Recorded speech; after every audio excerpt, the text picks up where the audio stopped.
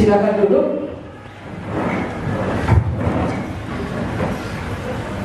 Ya, saya agak melo ya. Tapi satu yang saya ingat oleh hamba Tuhan yang dulu melayani saya, Tuhan gak butuh air matamu, tapi Tuhan butuh ketaatanmu. Itu yang dia katakan. Tuhan tidak butuh air matamu. Sekalipun kadang-kadang kita sulit untuk menahan air mata oleh karena perasaan, tapi bukan perasaan yang main, tapi memang bagaimana kita memahami, bagaimana kita mengerti, bagaimana kita merasakan apa yang Tuhan rasakan, apa yang Tuhan kerjakan. Semata-mata semuanya adalah untuk membasuh dosa kita, membersihkan kita, menyucikan kita, supaya kita layak di hadapannya. Satu, saya ingat lirik lagu Karo tentang ini juga. Kerina igem kena gelah masak dosanta. Mungkin ada bisa kita mengerti, pernah mendengar itu, pernah menyanyikan itu. Kerina igem kena katanya gelah masak dosanta. Saya tertarik untuk menyanyikannya. Gelah masak dosa aku, supaya terhapus dosa kita ini, supaya dibersihkan kita ini dari segala dosa kita. Kalau kita menyaksikan video tadi, Krina igem kena, apa? Krina igem kena, semuanya itu ditahankannya. Semuanya itu dia tahan, membuat dia tidak memberontak, membuat dia tidak marah, membuat tidak menangis, tapi semuanya itu ditahankannya supaya saya dan saudara bisa bertemu dengan Allah yang menciptakan kita. Hari ini saya mengambil sebuah tema, kemenangan diawali oleh sebuah ketaatan. Kemenangan, Yesus menang. Dia sudah mati, dikuburkan, dan pada hari yang ketiga dia bangkit dari antara orang mati. Dia menang untuk mengalahkan maut. Dia menang mengalahkan kematian. Dia menang mengalahkan setan. Dia menang untuk mengalahkan kuasa dosa. Kenapa dia menang? Karena ada ketaatan. Dalam hidup ini, kemenangan terjadi kalau kita taat, diawali oleh sebuah ketaatan. Mari kita membaca firman Tuhan dari Yesaya pasal yang ke-52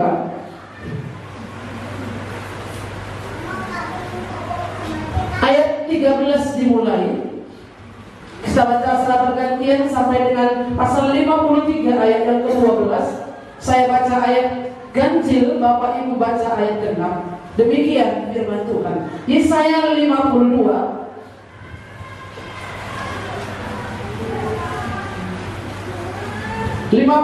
ayat 13, hamba Tuhan yang menderita. Itu yang dibuat oleh lembaga Alkitab. Judulnya, saya baca ayat 13. Sesungguhnya hambaku akan berhasil, ia akan ditinggikan, disanjung, dimuliakan.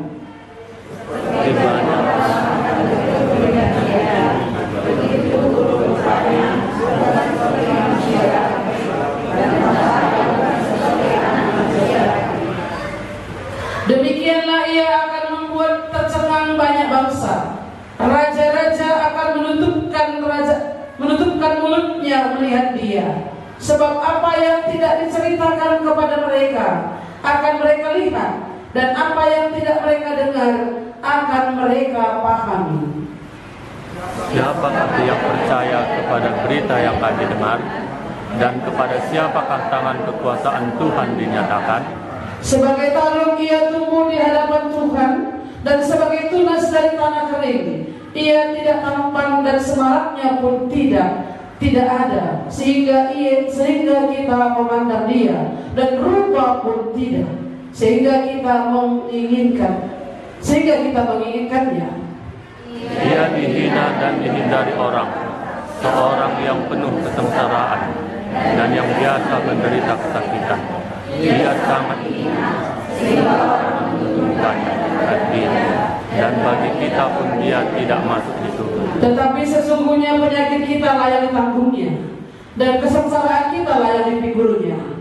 Padahal kita mengira dia kena tulah, dipukul dan ditindas Allah. Oleh karena pemberontakan kita, dia diremukkan oleh karena kejahatan kita, dan caranya mendatangkan keselamatan bagi kita dilimpahkan kepadanya, dan oleh bilur-bilurnya kita menjadi sembuh. Kita sekalian sesat seperti domba, masing-masing kita mengambil jalannya sendiri. Tetapi Tuhan telah menimpakan kepadanya kejahatan kita sekalian. Ya, tetapi dia membiarkan diri ditindas dan tidak membuka mulutnya seperti anak domba yang dibawa ke pembantaian, seperti induk domba yang teluh di depan orang-orang yang menggunting bulunya. Ia tidak membuka mulutnya. Sesudah penahanan dan penghukuman ia terambil, dan tentang nasibnya siapakah yang memikirkannya? Sungguh ia terputus dari negeri orang-orang hidup, dan karena pemberontakan umatku ia kena tulah. Menempatkan kuburnya di antara orang-orang fasik, dan dalam matinya ia ada di antara penjahat-penjahat. Sekalipun ia tidak berbuat kekerasan, dan tipu tidak ada dalam mulutnya.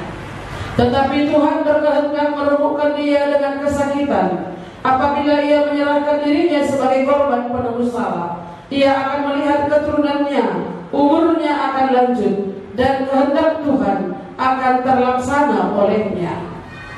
Sudah kesusahan jiwanya akan menjadi kuat, dan hamba-Ku itu sebagai orang yang benar akan membenarkan banyak orang oleh iman, dan kejahatan mereka dia pikul. Ya, ayat berapa tadi? 12. Sebab itu aku akan membagikan kepadanya orang-orang besar sebagai rampasan, dan ia akan memperoleh orang-orang kuat sebagai jarahan, yaitu sebagai ganti karena ia telah menyerahkan nyawanya ke dalam maut, dan karena ia terhitung di antara pemberontak-pemberontak, sekalipun ia menanggung dosa banyak orang dan berdoa untuk pemberontak-pemberontak. Iya. Tadi sudah saya sampaikan bahwa tema kita hari ini adalah ketaatan mengawali kemenangan, diawali oleh suatu ataupun sebuah ketaatan. Kemenangan diawali oleh sebuah ketaatan. Enggak gampang bagi kita untuk taat. Enggak gampang bagi kita untuk menerima tuduhan yang tidak kita anggap kita itu bersalah. Enggak gampang bagi kita menahankan satu penderitaan kalau itu bukan karena kesalahan kita. Itu enggak gampang. Kenapa Tuhan Yesus menjalani semuanya itu? Dia taat sampai mati. Dia tidak memberontak. Dia tahu tujuannya. Datang ke dalam dunia untuk menyerahkan nyawanya. Secara manusia dia memang mengalami sakit, mengerti sakit, merasakan sakit, tapi dia menjalaninya supaya saya dan saudara dapat dikuduskan, disucikan, dapat diampuni, dapat layak untuk menghadap Bapa di surga, bertemu dengan Dia. Bicara tentang seorang menderita. Tapi sesungguhnya bisa kita melihat bahwa inilah yang dialami oleh Tuhan Yesus. Sesungguhnya hambaku akan berhasil, ia akan ditinggikan, disanjung dan dimuliakan. Seperti banyak orang akan tertegun melihat dia.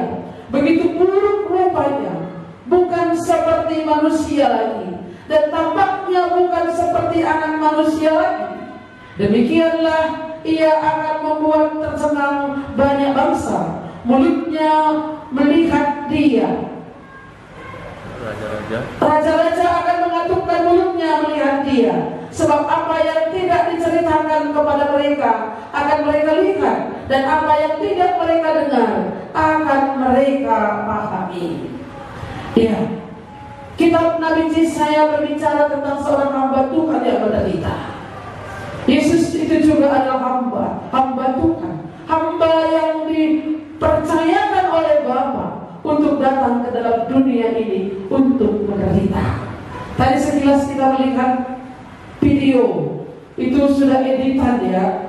Itu hanya beberapa bagian saja yang memang bisa kita merasakan, bisa kita lihat, dan bisa kita mengerti betapa penderitaan Tuhan yang begitu besar untuk menyelamatkan saudara dan saya. Ia tidak memiliki rupa, begitu buruk rupanya, bukan seperti manusia lagi. Kalau tadi kita lihat masih seperti manusia, itu gambarannya. Tapi sebenarnya itu tidak seperti manusia lagi, sudah hancur. Tubuhnya itu sudah hancur. Tapi saya mengingat lagu itu, Krina igam kena. Saya pernah sakit. Ada batu di empedu. Sakitnya minta ampun menurut saya. Dan sakitnya itu memang sangat sakit sekali bagi saya. Ada beberapa kali kambuh. Ya. Saya minta dibawa ke rumah sakit dan dirawat, tapi dokter mengatakan ini harus dioperasi. Dan pendek ceritanya, saya dioperasi, saya mengingat tahun 2011 kalau tidak salah, itu lebih 10 tahun yang lalu. Nah, penyakit yang seperti itu saja saya masih bisa bernafas, saya masih bisa berjalan, tapi sangat saya rasakan sakit. Ya naik pertahankan. Sehingga ayolah kita pergi ke dokter. Ayolah bagaimana caranya supaya ini keluar. Harus bayar harga, harus mengeluarkan uang banyak. Waktu itu aja sudah 30 juta lebih. Harus mengeluarkan uang yang banyak karena sakitnya nanti. Tapi Tuhan Yesus krina ikut kena, krina ikut kena, semuanya itu ditaatannya. Dalam masa dosa kita, harga yang cukup mahal, penderitaan yang cukup dalam dialami oleh Tuhan Yesus sampai dia itu tidak seperti manusia lagi. Siapakah yang percaya kepada berita yang kami dengar, dan kepada siapakah tangan kekuasaan Tuhan dinyatakan? Sebagai tabung ia tumbuh di hadapan Tuhan, dan sebagai tunas dari tanah yang kering. Ia tidak tampan dan semaraknya pun tidak ada, sehingga kita memandang dia, dan rupa pun tidak, sehingga kita menginginkannya. Kehadiran Tuhan Yesus dalam dunia tidak dianggap. Siapa dia itu? Dia itu kan anak Yusuf, anak si tukang kayu. Tidak terpandang. Ketika dia lahir di mana? Waktu dia berjalan bersama ibunya, bersama dengan Yusuf, mereka tiba waktunya untuk melahirkan. Tok. Bolehkah kami permisi? Istri saya mau bersalin. Itulah kira-kira ya. Apa kata orang? Penginapan ini penuh, penginapan ini penuh, penginapan itu. Saya tanya ibu-ibu yang pernah melahirkan tanpa sesar, tanpa operasi, tanpa program, tapi sudah mulai kontraksi. Ya, kontraksi. Siapa ibu-ibu yang pernah sudah kontraksi? Sakitnya minta ampun ya. Saya nggak pernah melahirkan. Sakit kalau sakit. Tapi waktu itu ketika kita memiliki baru rumah sakit bilang sudah tutup Bu. Tidak ada lagi tempat, tidak menerima pasien lagi. Waduh. Tapi Yesus dilahirkan di tempat yang paling hina. Sebenarnya ini bukan salah kebetulan, tapi inilah sebagai bentuk dia sebagai seorang hamba yang datang dari surga tinggal di antara kita. Ia mengambil rupa seorang hamba. Ia yang adalah Allah sendiri tidak mempertahankan dirinya sebagai Allah, tapi dia datang ke dalam dunia menjadi seorang hamba, mengambil rupa seorang hamba. Rupa hamba, hamba itu kan budak ya. Budak itu nggak bisa, biasanya nggak berdandan dia loh, nggak make upan. Kalau kita mau ibadah, kalau kita mau perayaan, kalau kita mau pesta, kita kan berdandan, pakai bedak, pakai lipstik yang wanita-wanita ini. Tidak pakai baju sembarangan, tapi mana yang terbaik itu yang kita lakukan. Kita ada tamu, kita pemilik pesta, kita saudara, kita kerabat di sana. Tapi kalau hamba, budak, dia tidak memiliki rupa.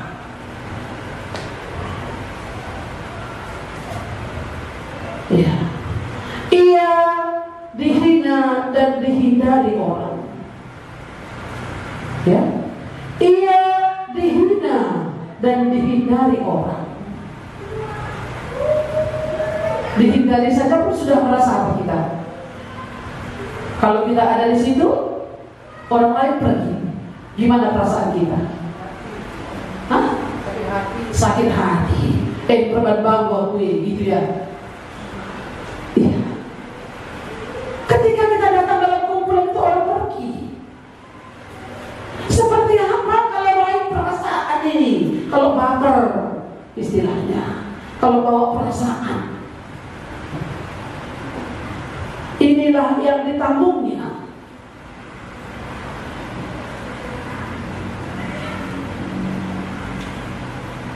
Dan dihindari orang.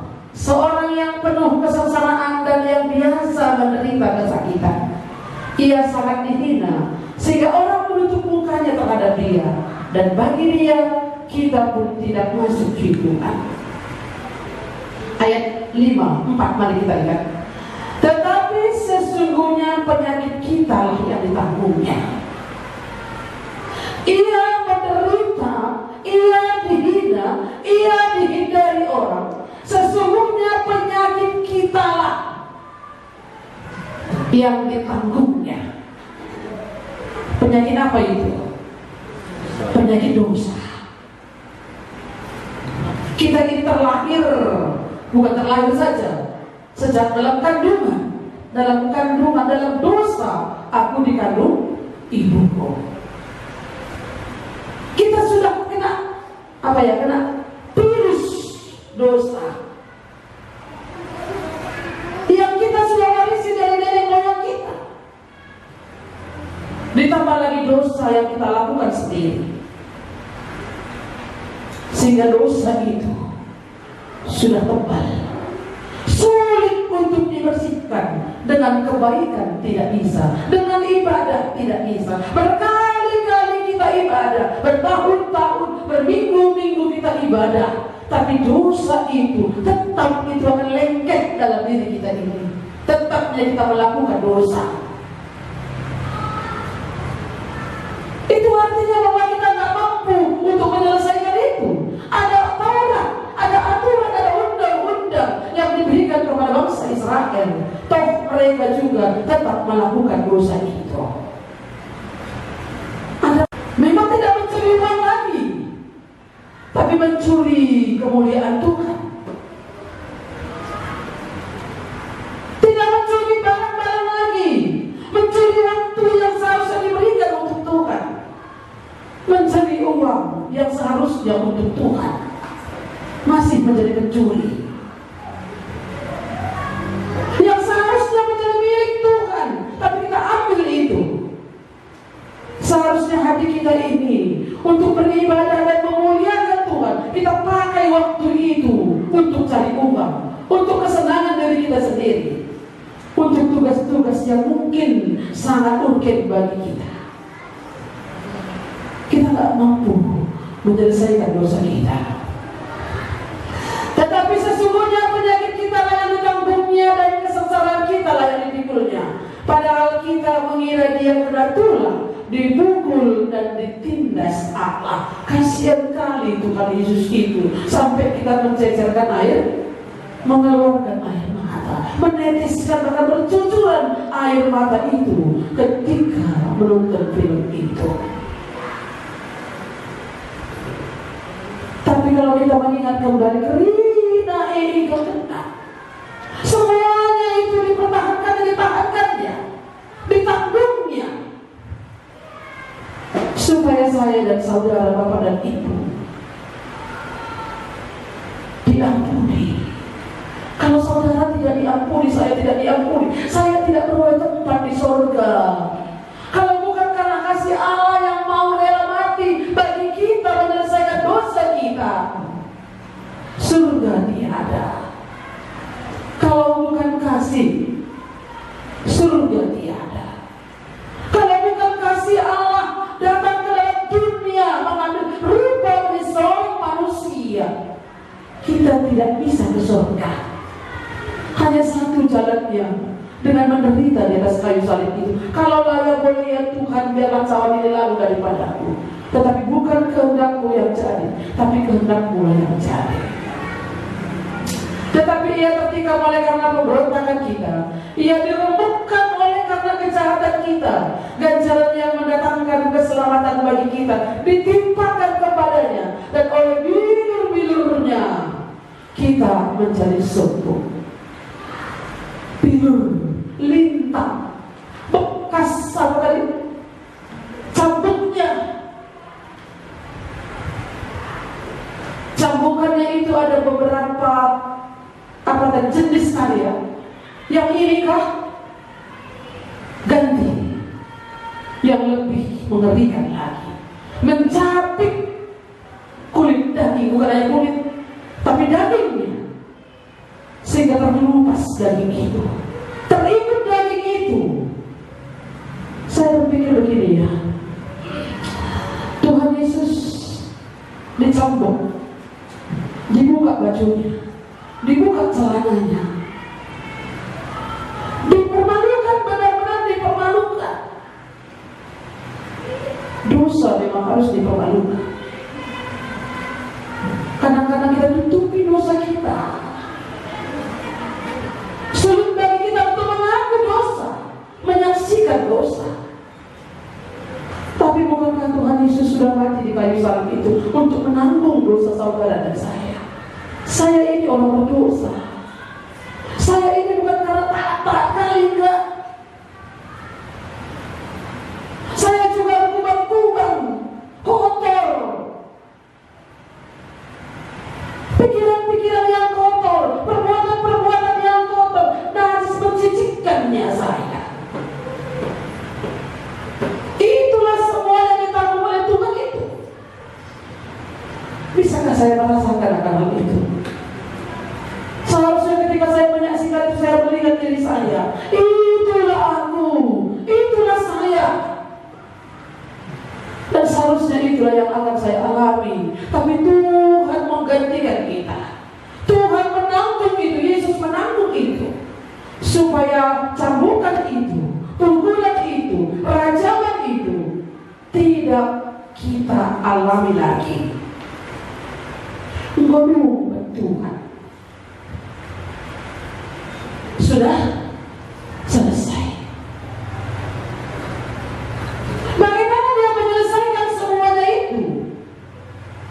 membayar satu ketaatan. Untuk taat itu pasti ada pengorbanan. Untuk taat itu harus ada kerelaan. Untuk taat itu harus ada penderitaan yang akan dialami, penolakan, ejekan. Ketika kita taat untuk melakukan sesuatu firman Tuhan, mungkin ada pasangan suami istri belum pas imannya dua-dua. Si istri bilang, ayolah kita mempersembahkan persembahan ini. Sudah bingung. Katanya, belum sejalan, belum sama pemahaman mereka. Kalau belum sama penyebabnya, sulit untuk membuat sama dengannya. Kan gitu ya? Tidak bisa dicurahkan. Artinya sama dengannya itu gak bisa diisi. Sulit. Harus disamakan dulu penyebabnya. Kasih Allah ini sama pemahaman kita, pengorbanan Kristus di kayu salib itu bagi saudara dan saya.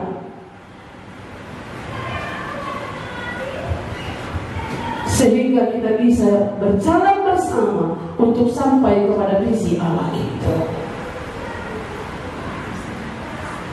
Bapak Ibu Saudara yang dikasihi Tuhan, menyadarikah kita, sadarkah kita kematian Tuhan Yesus di kayu salib lebih 2000 tahun yang lalu itu untuk mengampuni dosa saudara secara pribadi, menyelesaikan pemberontakan saudara,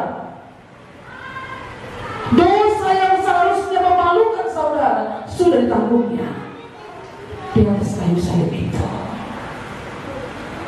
Pahamkah saudara? Bukan hanya mengerti, tapi memahami, mengerti, memahami, bahkan mengimani bahwa kematian dari kayu salib itu untuk menghapuskan dosaku. Lagu pujian dari persembahan pujian dari kalangan semua usia, semua usia, mulai dari yang sepuh, lansia, separuh baya, dan juga anak remaja. Itu tadi mengatakan, darah Yesus sucikan dosaku, dosa tangan saya, dosa kaki saya, dosa hati saya. Darah Yesus, darahnya tertumpah, hapuskan dosaku. Bukan hanya di mulut, tapi dalam hati, jauh ke dalam hati kita memahami akan hal ini. Ia tertikam oleh karena pemberontakan kita. Ia diremukkan oleh karena kejahatan kita. Jahat kita. Dan oleh minum-minumnya kita menjadi sembuh. Apakah saudara paham akan hal ini? Hari ini diberitahu kalau memang belum paham. Tuhan Yesus menggantikan kita di atas kayu salib itu. Semua itu ditahankannya, semua itu ditanggungnya, supaya saya dan saudara diselamatkan, disucikan. Bagaimana dengan ketaatannya? Ayat 7 mari kita lihat. Dan dia dianiaya, tetapi dia membiarkan dirinya ditindas. Dan tidak membuka mulutnya, seperti anak domba yang dibawa ke pembantaian, seperti induk domba yang keluh di depan orang-orang yang menggunting bulunya. Ia tidak membuka mulutnya. Seperti anak domba yang dibawa ke pembantaian. Apa pembantaian? Di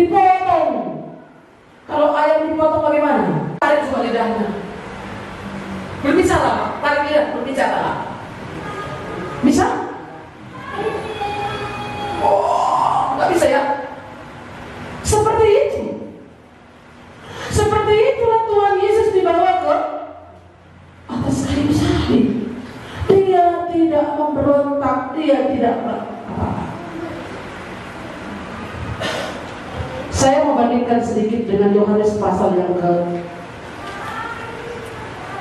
18. Coba kita lihat.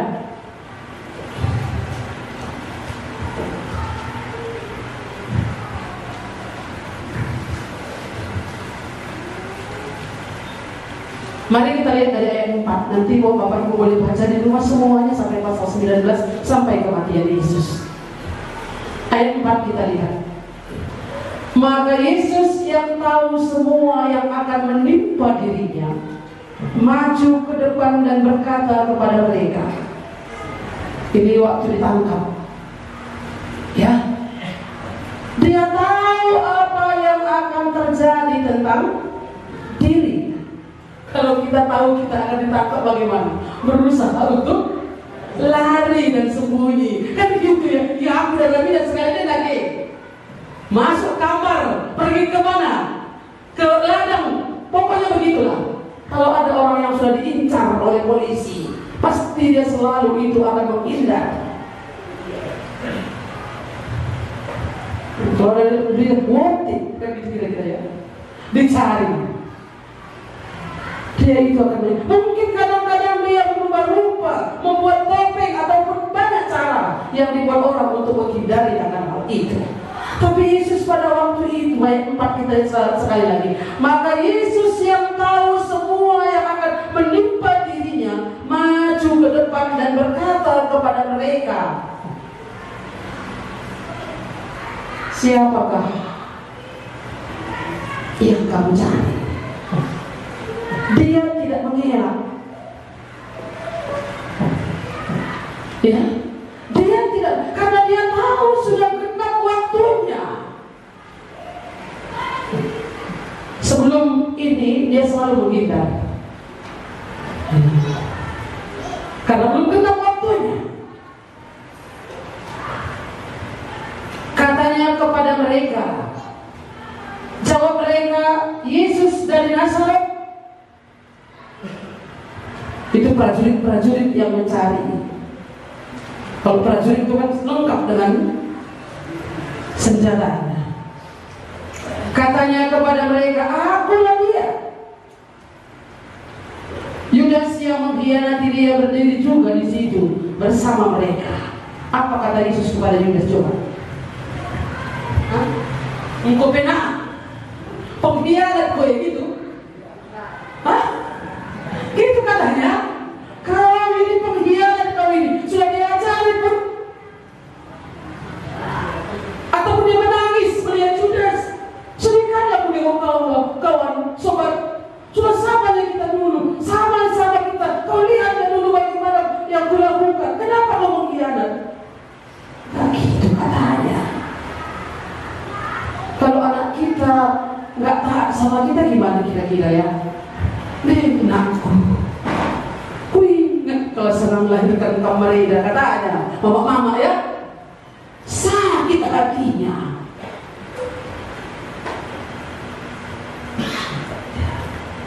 Tapi saya senang kalau ditanya Krina ega kena lasa dosa tak. Krina ega kena gelah masak dosa tak. Ketika dia dekat Judas di situ ada, dia juga nggak berbicara dengan Judas.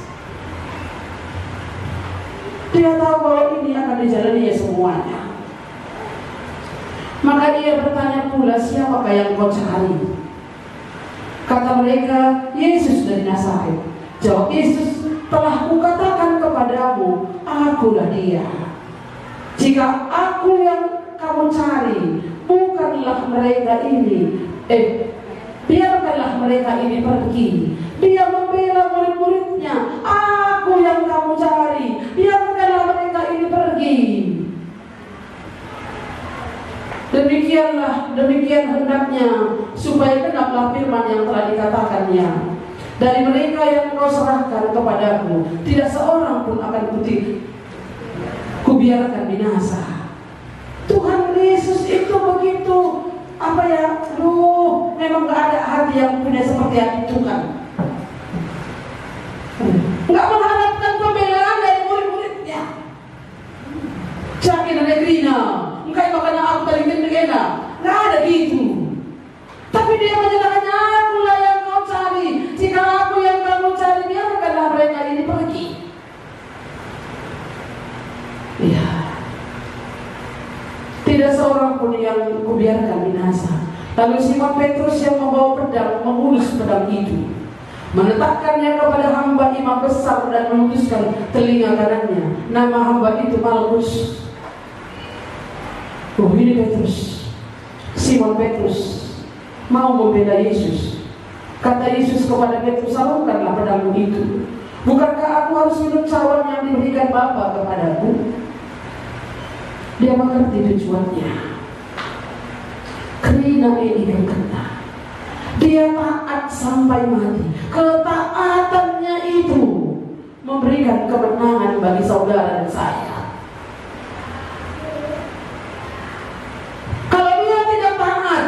Kita tidak akan pernah menang melawan dosa. Kalau dia tidak taat, saudara dan saya tidak akan diselamatkan. Kalau dia tidak taat, kita tidak akan memperoleh surga itu. Ayat 12 mari kita lihat. Maka pasukan prajurit serta perwiranya yang menjaga dan penjaga-penjaga yang suruh orang Yahudi itu menangkap Yesus dan membelenggu dia.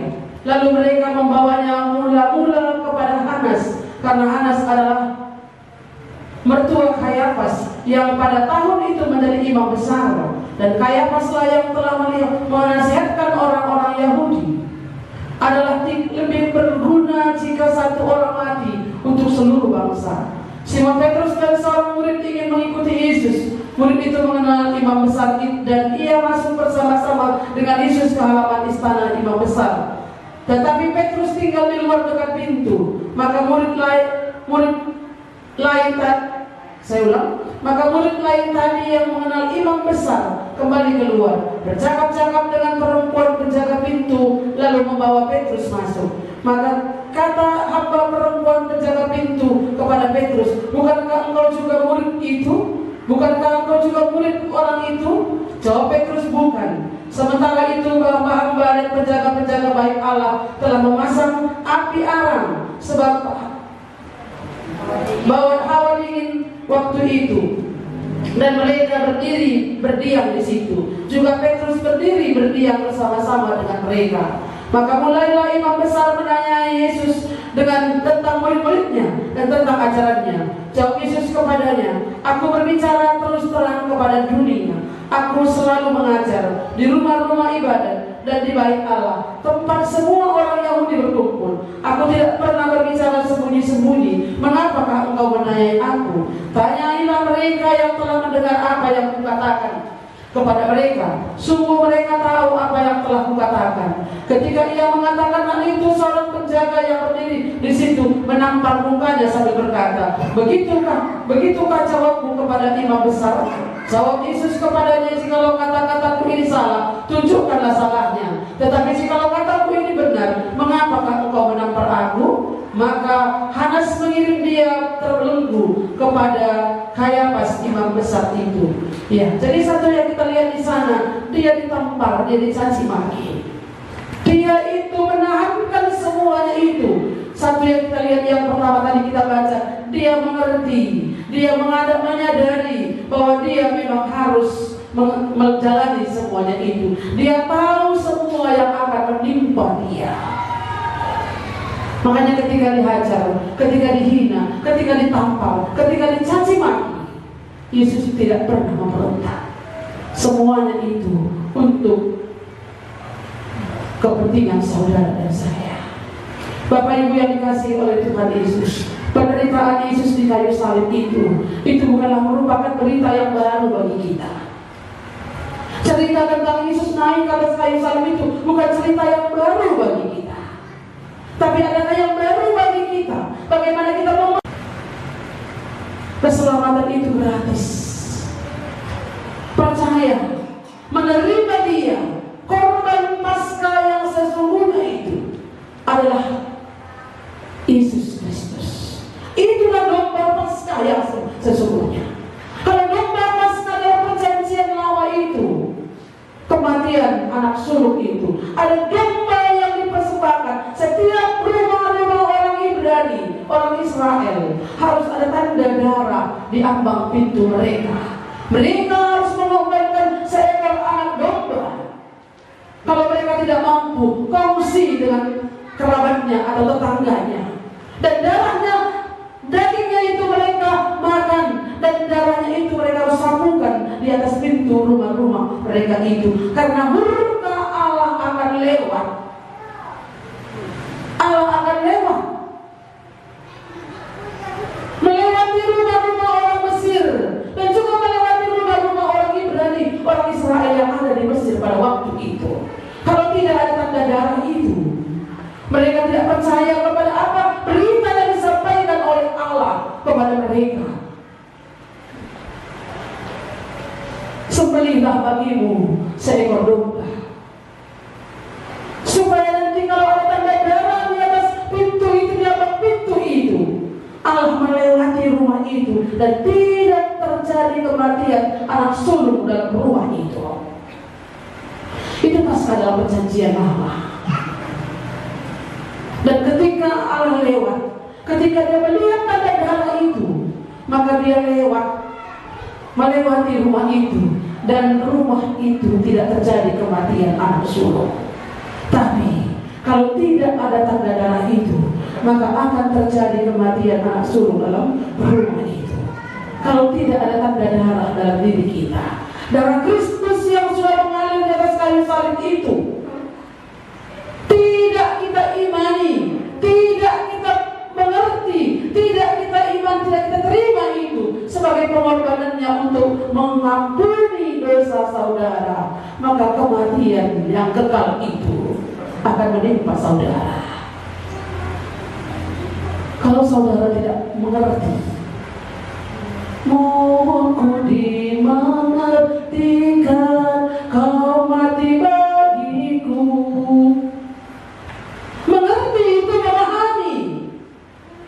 Udah mati Yesus bagi kita sebagai korban pendamaian antara saya dan Allah. Dia sudah menyerahkan nyawanya. Paskah yang sesungguhnya, korban Paskah yang sesungguhnya adalah kematian anak domba. Itulah Tuhan Yesus Kristus. Itulah korban yang menggantikan kita, yang seharusnya kita dipermalukan, yang seharusnya dosa kita dipertontonkan. Itu ditanggung oleh Tuhan Yesus, supaya saya dan saudara mendapatkan hidup yang kekal. Apakah saudara memahami akan hal itu? Dipahami doanya.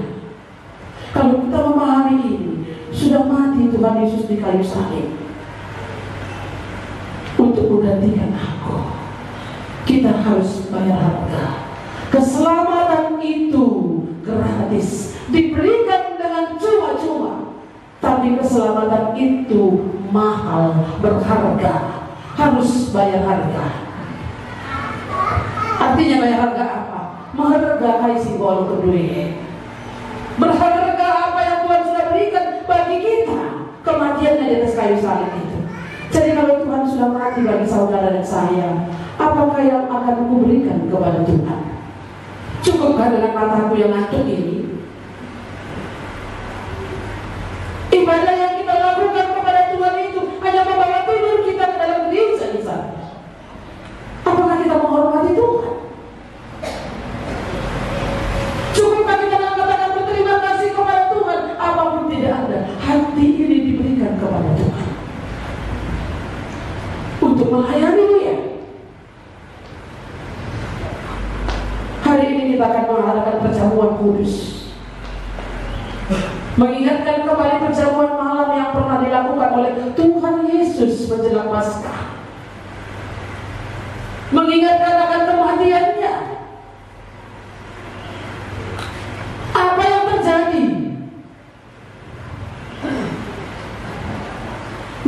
sebelum Paskah itu, mengingat kembali bagaimana memperingati mereka keluar dari tanah Mesir itu. Yesus membuat satu gambaran.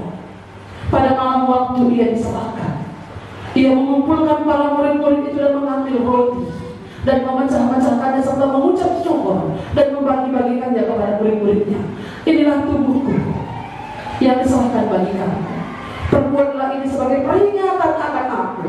Paskah itu peringatan akan Tuhan Yesus yang sudah dipecah-pecahkan untuk saudara dan saya, yang sudah dicabik-cabik, yang sudah hancur tubuhnya itu. Itu karena dosa saudara dan saya. Harga yang harus dibayar mahal.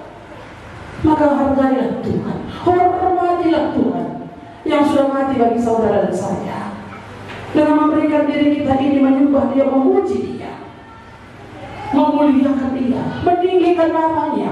Jangan sembarangan ikut Tuhan.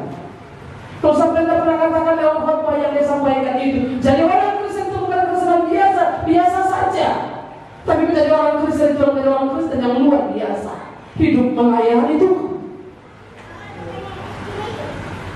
Ini yang harus kita miliki sampai iman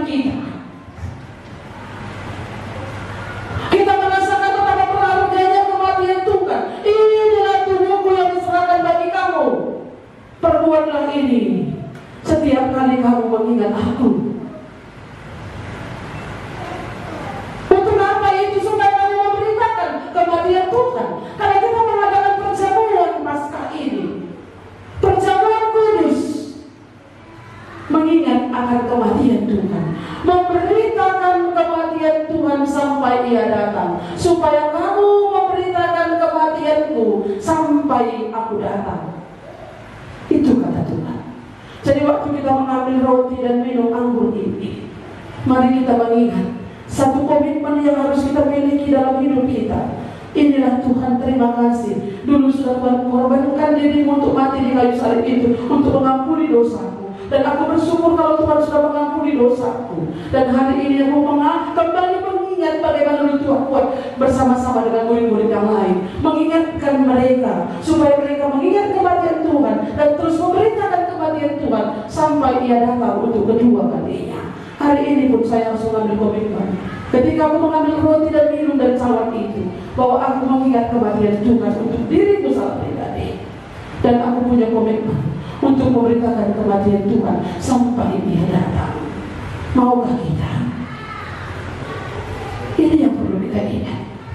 Cerita tentang kematian Tuhan Yesus sudah hafal, tapi apakah itu sudah dalam diri kita? Saya bacakan satu lagi, 1 Korintus pasal 15. Mari kita lihat.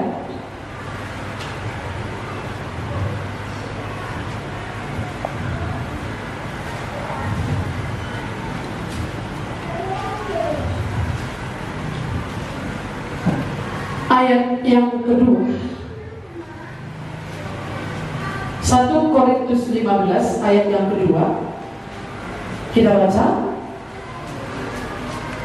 1, 2, 3.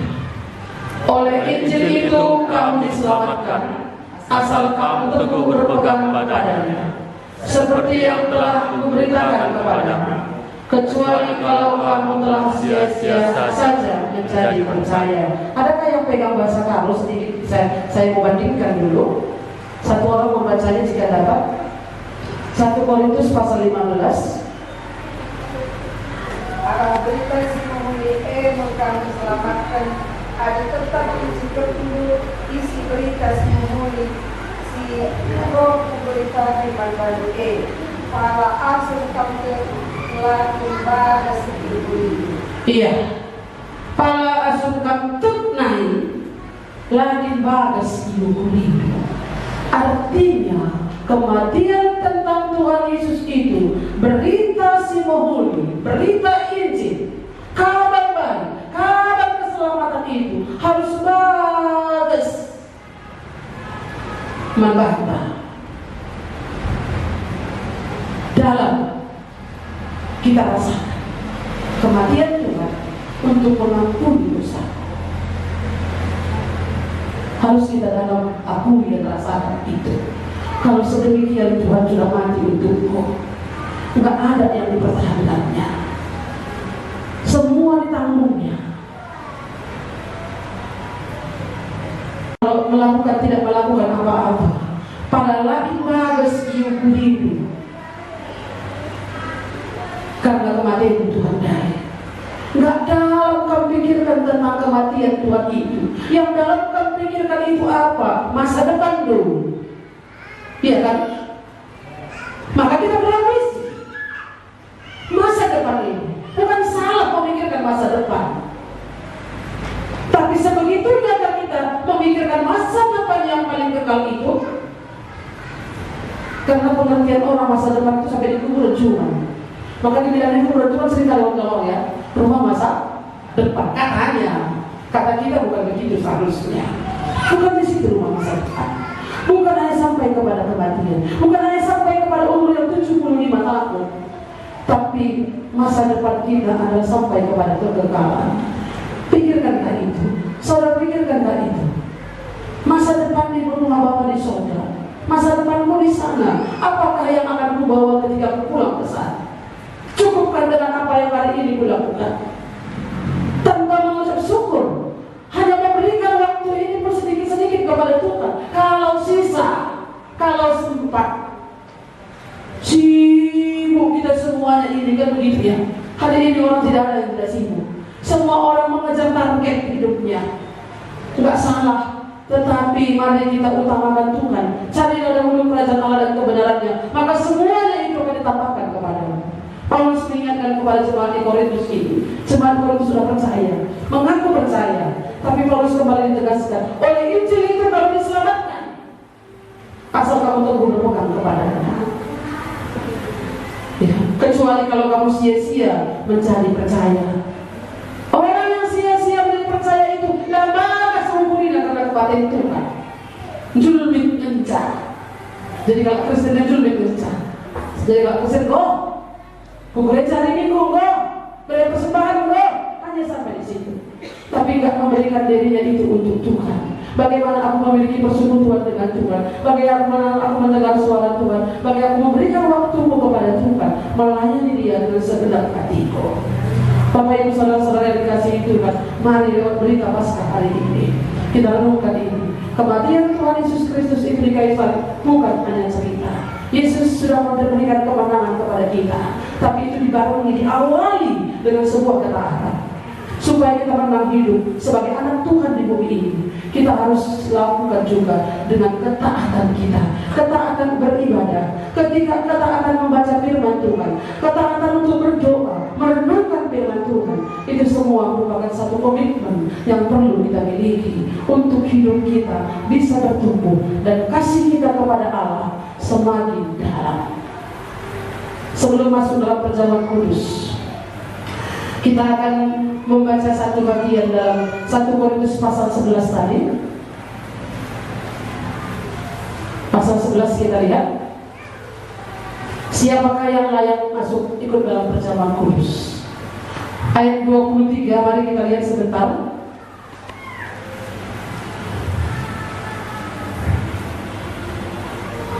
Sebab apa yang telah kuteruskan kepadamu telah aku terima dari Tuhan, yaitu bahwa Tuhan Yesus pada malam waktu Ia diserahkan mengambil roti, dan sesudah itu Ia mengucap syukur atasnya. Ia memecah-mecahkannya dan berkata, inilah tubuhku yang diserahkan bagi kamu. Perbuatlah ini menjadi peringatan akan aku. Demikian juga Ia mengambil cawan. Sesudah makan Ia berkata, cawan ini adalah perjanjian baru yang dimeteraikan oleh darahku. Perbuatlah ini setiap kali kamu meminumnya menjadi peringatan akan aku. Sebab setiap kali kamu makan roti ini dan minum cawan ini, kamu memberitakan kematian Tuhan sampai Dia datang. Jadi barang siapa dengan cara yang tidak layak makan roti atau minum cawan Tuhan, ia berdosa terhadap tubuh dan darah Tuhan. Setiap orang yang makan roti, jadi barang siapa yang dengan cara yang tidak layak makan roti atau minum cawan Tuhan, ia berdosa terhadap tubuh dan darah Tuhan. Karena itu hendaklah tiap-tiap orang menguji dirinya sendiri dan baru sesudah itu ia makan roti dan minum dari cawan ini. Artinya di sini apa? Siapakah yang layak ikut dalam perjamuan ini? Adalah orang-orang yang memang sudah percaya. Di gereja harus kita hormati orang-orang yang telah menerima tanda pertobatan, orang yang sudah dibaptis, baptisan orang percaya atau musik. Itu harus kita hormati, ya. Jadi mari kita lakukan ini, kita menguji diri kita supaya kita layak ikut perjamuan ini. Dan kita juga punya janji, berkomitmen, aku akan memberitakan kematian Tuhan sampai Ia datang. Aku tak pernah kemana pun pergi memberitakan kematian Tuhan, belum sempat aku melayani di tempat dimanapun kita bisa memberitakan kematian Tuhan. Kematian Tuhan untuk pengampunan dosa. Orang yang mengakui hal ini layak dalam perjamuan kudus. Mari kita berdoa. Terima kasih Tuhan untuk firman-Mu yang boleh berbicara kepada kami. Bagaimana Tuhan mati di kayu salib untuk kami. Engkau menanggung semuanya itu supaya kami boleh diselamatkan oleh Tuhan. Engkau mempertahankan itu Tuhan. Engkau tidak memberontak, Engkau tidak melawan, Engkau tidak menghindar. Karena Engkau tahu Tuhan apa yang akan ditimpakan kepadamu, supaya manusia ini boleh diselamatkan, supaya manusia ini boleh ke surga, supaya manusia yang berdosa itu bisa bertemu dengan Allah Bapa di surga. Oleh sebab itu Tuhan, kami mengucap syukur oleh pengorbanan-Mu yang begitu besar bagi kami. Terima kasih Tuhan. Biarlah kami sambut apa yang Tuhan katakan, yang Tuhan lakukan itu dalam hidup kami. Kami mau menerimanya, menerima Engkau sebagai Tuhan dan Juru Selamat kami secara pribadi. Terima kasih Tuhan untuk firman-Mu sekali lagi. Biarlah Tuhan Engkau meneruskan kepada diri kami masing-masing. Kalau ada di antara kami ini ya Tuhan, yang belum yakin, yang belum memahami, yang belum menerima Yesus sebagai Tuhan dan Juru Selamatnya, kiranya anugerah Tuhan turun atas mereka, supaya mereka beroleh keselamatan itu, supaya mereka juga Tuhan beroleh janji dari Tuhan. Aku dan Engkau bersama-sama dengan Engkau dan aku bersama-sama dengan di Firdaus itu, mendapatkan hidup yang kekal itu. Dan setiap kami yang sudah percaya, yang sudah menerima Engkau sebagai Tuhan dan Juru Selamat kami, Tuhan, ada banyak kekalahan dalam hidup kami di bumi ini. Kalah dalam setiap kemenangan, kalah dalam setiap penderitaan, pencobaan yang kami alami ya Tuhan. Pergumulan kami selalu mengalami kekalahan. Tuhan, satu yang kami mengerti dalam hal ini, kami harus taat. Kami harus ketaatan firman, kami harus taat akan firman-Mu. Kami akan taat akan kepada Tuhan. Karena ketaatan kamilah yang mengawali segala kemenangan itu. Sebagaimana Kristus taat sampai di kayu salib itu, Dia menang untuk mengalahkan dosa. Biarlah itu boleh digenapi dalam hidup kami. Terima kasih Tuhan. Kami serahkan hidup kami kepada-Mu. Dalam nama Tuhan Yesus kami berdoa dan mengucap syukur. Amin.